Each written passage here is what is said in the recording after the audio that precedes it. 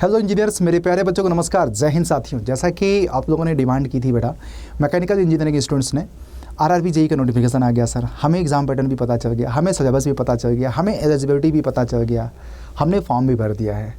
तो बहुत सारे लोग आप लोगों से पूछ रहे थे मैकेनिकल वाले, सर मैकेनिकल इंजीनियरिंग में एग्जैक्ट किस टॉपिक से ज़्यादा क्वेश्चंस आते हैं, क्या सही सिलेबस है, कैसे आप सही सिलेबस के साथ अपनी तैयारी करें, कौन से सब्जेक्ट पे आपको ज़्यादा फोकस करना चाहिए सबसे पहले। तो ये वीडियो आप सब लोगों के लिए है, कड़ी मेहनत के बाद आप लोगों के लिए बनाया है। एंड आपको वीडियो पसंद आए तो लाइक करिएगा, चैनल को सब्सक्राइब करिएगा ज़रूर अगर आप पहली बार हैं इस चैनल पर। तो चलिए वीडियो शुरू करते हैं और इसी तरह के वीडियोस आप लोगों को बनाता रहूँगा अगर आप लोगों ने प्यार एंड सपोर्ट दिया। एंड मैकेनिकल इंजीनियर्स के लिए कुछ बड़ा लेकर के आने वाला हूँ बहुत जल्द यार, तो आप सारे बड़े सरप्राइज़ के लिए इस चैनल पे बने रहना, ठीक है। चलो बेटा, जैसा कि आप जानते हैं आरआरबी जेईई में आपको भी पता है कि CBT 1, CBT 2 फिर डॉक्यूमेंट्स वेरिफिकेशन होता है। CBT 1 आपका प्योरली नॉन टेक्निकल होता है, ये आपको पता है कि एग्जाम पैटर्न CBT 1 में ये सारी चीज़ें वेल नोन होगी, आप लोगों को पता है। बस एक छोटी सी बात मैं बता दे रहा हूँ, आरआरबी जेईई का CBT 1 निकालना मतलब speed, accuracy and time management है। आप सब कुछ तैयार कर देना अच्छे से। एक छोटा सा मेरा आप लोगों को सुझाव रहेगा कि यदि आप CBT 1 को अच्छे से क्रैक करना चाहते हैं तो आपको मॉक टेस्ट दे करके जब भी आपकी तैयारी कंप्लीट हो जाए या ऑनगोइंग रहे, आप अपनी speed, accuracy and time management को देख लेना, क्योंकि ऑन एन एवरेज 72-75 नंबर आप लोगों को 90 में चाहिए CBT 1 अगर आपको क्रैक करना है। तो जैसे ही CBT 1 में आप क्रैक कर दोगे तो आपको CBT 2 में जाना पड़ेगा। तो CBT 2 जो आपका है, मैं आपको बता दूँ, वो आपका मैकेनिकल इंजीनियरिंग का है। प्लस आपको ये, तो एक बार CBT 2 में जाते हैं तो ये आपको CBT 2 में देखो, ये CBT 1 का आपको सिलेबस है। तो ये ऑफिशियल मैंने सिलेबस आप लोगों को दिखाया है। तो इसमें आपको एक एक टॉपिक पढ़ लीजिएगा, बाकी तो सबसे ज़्यादा स्टेज 2। तो स्टेज 2 में CBT 2 का जो एग्जाम पैटर्न देखो, स्टेज 2 में भी अगर मैं बात करूँ, general awareness, basic chemistry, basic of computer and applications, basic of environment and pollution control और टेक्निकल एबिलिटीज़। इसमें इंपॉर्टेंट है कि ये देखो आपको एग्जाम पैटर्न, तो जो सिलेक्शन फैक्टर डिसाइड करता है वो आपका यही करता है। जो मेरिट बनती है इसी के बेसिस पे बनती है 150। आपको भी बताया कि हर जोन की हर एक डिपार्टमेंट्स की कट ऑफ अलग अलग जाती हैं। इसमें सवाल है कि टेक्निकल में किस टॉपिक पे ज़्यादा क्वेश्चंस आते हैं और किस टॉपिक पे हम सबसे पहले फोकस करें। तो जहाँ तक मैं समझ पा रहा हूँ मेरे भाई कि देखो मैकेनिकल इंजीनियरिंग में ये सारे ब्रांच आपके एलिजिबल हैं, इन सब का पेपर आपका एक ही होगा। और इस पूरे सभी ब्रांचों के लिए एक ज़बरदस्त कंटेंट मैं आप लोगों के लिए लेकर के आऊँगा, मास्टरपीस। ध्यान दीजिएगा, मास्टरपीस लेकर के आऊँगा।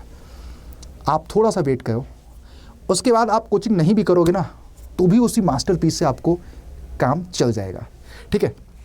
चलो भाई, अब सवाल है कि मैकेनिकल इंजीनियरिंग का जब मैं रिसेंटली, देखो मैं ज़्यादा प्रीवियस ईयर का बात नहीं करूँगा, 2014 की बात नहीं करूँगा। 2014 में सिस्टम अलग था, 2019 में सिस्टम आपका अलग था। तो मैकेनिकल इंजीनियरिंग में मैं आपको लिस्ट आउट करूँगा, ये आपको सब्जेक्ट वाइज वेटेज है दोनों शिफ्ट का। सबसे ज़्यादा क्वेश्चंस आपको प्रोडक्शन इंजीनियरिंग से आता है, फिर उसके बाद आप लोगों को इंडस्ट्रियल इंजीनियरिंग से, फ्लूइड मैकेनिक्स से, फिर उसके बाद इंजीनियरिंग मैकेनिक्स से, स्ट्रेंथ ऑफ मटेरियल से, और फिर उसके बाद इंजीनियरिंग मटेरियल से, मटेरियल साइंस से। जो मैंने आपको बताया ये सब्जेक्ट को आपको सबसे ज़्यादा पढ़ना है, सबसे फर्स्ट टाइम पढ़ना, मतलब फर्स्ट टाइम पढ़ना है। अब इन सारे सब्जेक्टों को कैसे फर्स्ट टाइम में पढ़ते हैं थोड़ा सा मैं आप लोगों को बता देता हूँ बेटा। कहाँ से पढ़ें, तो अगर आप चाहो तो हमारे यहाँ से पढ़ सकते हैं या कहीं से भी पढ़ सकते हैं, लेकिन इन सब सब्जेक्टों को डेप्थ में आपको पढ़ना पड़ेगा। डेप्थ में आपको पढ़ना पड़ेगा, आपको डिटेल्ड कॉन्सेप्ट का एक ज़बरदस्त नोट आपको बनाना पड़ेगा, अपना खुद का नोट्स एक प्रकार का, जैसे आप एकेडमिक में करते थे, विथ हाईलाइटेड कि कौन सा चीज़ इंपॉर्टेंट है, कौन सा चीज़ कम इंपॉर्टेंट है, आप हाईलाइट करिए। साथ में आपको मैं बता दूं, यहाँ पे अड्डा 24/7 पे सर्च कर दो अगर आप चाहते हैं कि हमारे मेंटरशिप में पढ़ना, तो बहुत अच्छा होगा, क्योंकि ये सारी चीज़ें हम आपको प्रोवाइड करा देंगे। आपको टॉपर्स जितने भी हैं हैंड रिटन नोट्स बनवा देंगे, आप खुद से बना नहीं पा रहे हो तो हम आपको बनवा देंगे। साथ में आपको उसमें मॉक टेस्ट भी दे देंगे, साथ में आपको टेस्ट सीरीज भी दे देंगे, और अपने लेक्चर्स की लाइव क्लास भी देंगे, साथ में रिकॉर्डेड वीडियो भी देंगे, और हर एक लेक्चर के नोट्स भी देंगे। टॉपर्स के तो देंगे ही देंगे, और हर एक लेक्चर के नोट्स देंगे। कहाँ पे?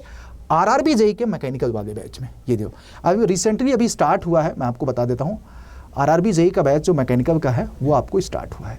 तो ये 5 अगस्त से हमने शुरू किया है मैकेनिकल का बैच। तो अगर आपने अभी तक ज्वाइन नहीं किया तो इनफैक्ट मैं आपको बता दूं, वीडियो के नीचे डिस्क्रिप्शन में आपको लिंक मिल जाएगा, जो कि 2200 रुपये का है। एक कूपन कोड मैं आपको बता रहा हूँ, ये कूपन कोड लगा करके आप ज्वाइन कर सकते हैं बेटा, जिसमें आरआरबी जेईई का मैकेनिकल का इंपॉर्टेंट सब्जेक्ट तो पढ़ाया जाएगा, CBT 1 भी पढ़ा दिया जाएगा, CBT 2 भी। तो और हर वो टॉपिक को कवर किया जाएगा जो एग्जाम के लिए इंपॉर्टेंट है। तो बहुत ही क्रिप्स 400 घंटे का बैच है। आप अगर मिस भी कर देते हैं तो रिकॉर्डिंग में हो जाएगा। और ये रिसेंटली 5 अगस्त से शुरू हुआ है। ज्वाइन करते समय गलती से किसी और कोर्स से मत ज्वाइन करना। पूरी अगर आपको क्लास चाहिए, प्रॉपर मेंटरशिप चाहिए मेरे से प्रॉपर, क्योंकि 6 महीने 4 महीने आप लोगों को पढ़ाने वाला हूँ, तो आपको यही कूपन कोड यूज करना है। कोई कुछ भी कहा दे बेटा, Y201। Up to the point बात करते हैं बेटा। क्या हमें सबसे बड़ी बात, क्या रणनीति होनी चाहिए? जो सब्जेक्ट प्रीवियस ईयर में ज़्यादा आया, क्या इस बात की गारंटी है कि इस बार भी वही ज़्यादा आएगा? तो मेरा एक जो हमेशा मानना होता है कि पहले इन सब्जेक्टों को लिस्ट आउट करो, प्रायोरिटाइज बनाओ, पहले इस पे फोकस कर दो, फिर उसके बाद बचा अगर आपका टाइम तो रिमेनिंग सब्जेक्ट को भी अच्छे से पढ़ो। क्योंकि फैक्टर ऑफ सेफ्टी और एग्ज़ाम का आजकल का पैटर्न यही कहता है कि वो कुछ भी कर सकते हैं और इतना बड़ा कंपटीशन है कि हमें हर तरीके से तैयार रहना पड़ेगा। तो ये जो मैं आने वाले समय में आपको बाकी सब्जेक्ट के सिलेबस बता रहा हूँ, या आपको इंजीनियरिंग मैकेनिक्स का सिलेबस हो, चाहे आपको मटेरियल साइंस का, चाहे स्ट्रेंथ ऑफ मटेरियल का, चाहे मशीनिंग का, हर एक सब्जेक्ट की हर एक टॉपिक को डेप्थ में पढ़ो। ये अगर आप चाहते हैं कि आरआरबी जेईई जैसे 2024 वाले एग्ज़ाम को विदाउट एनी रिस्क आप अगर क्रैक करना चाहते हैं, तो ये आपको पूरा सिलेबस है। और सारे सिलेबस की तैयारी हम आपको शंखनाथ 1.0 वाले बैच में करा रहे हैं। क्लासेस भी ज़बरदस्त चल रही है, आपको भी पता है। और ये फ्लूइड मैकेनिक्स और मशीनरी का सिलेबस है, और ये आपको इंडस्ट्रियल इंजीनियरिंग का और थर्मल साइंस का। मेरे प्यारे बच्चों, इन सभी चीज़ों को क्रैक करने के लिए हैशटैग CPR टेक्निक से अपनी पढ़ाई करो। CPR टेक्निक से, हैशटैग CPR टेक्निक से अपनी पढ़ाई करो। मैं आपको बता रहा हूँ, कॉन्सेप्ट, प्रैक्टिस एंड रिवीजन, याद रखिएगा।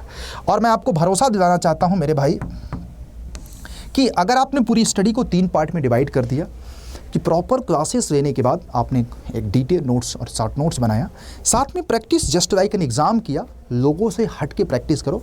प्रैक्टिस ऐसे करो जैसे कि आपने एक सब्जेक्ट ख़त्म हो जाएगा, 400-500 क्वेश्चंस का अलग अलग सेट के टेस्ट के फॉर्मेट में सेट बना दो, टाइम वॉच दो, चेक करो कि 100 क्वेश्चंस को सॉल्व करने में कितना टाइम दे रहे हो।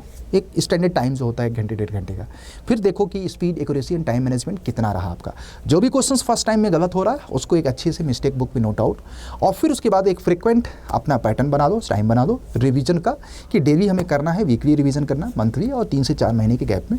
जैसे हर एक कंटेंट की अगर रिवीजन की फ्रिक्वेंसी 10 से 12 गुना टाइम्स हो जाएगा ना, तो मुझे लग रहा है कि वो दिमाग में आप लोगों को लंबे समय तक रिटेन रहेगा। क्योंकि एग्ज़ाम तीनों चीज़ों का बैलेंस है। वहाँ आरआरबी या किसी भी ऑब्जेक्टिव एग्जाम में क्या होता है कि एक गलती आपको भारी पड़ सकती है, क्योंकि हर एक ऑप्शन किसी न किसी प्रॉब्लम का सलूशन होता है।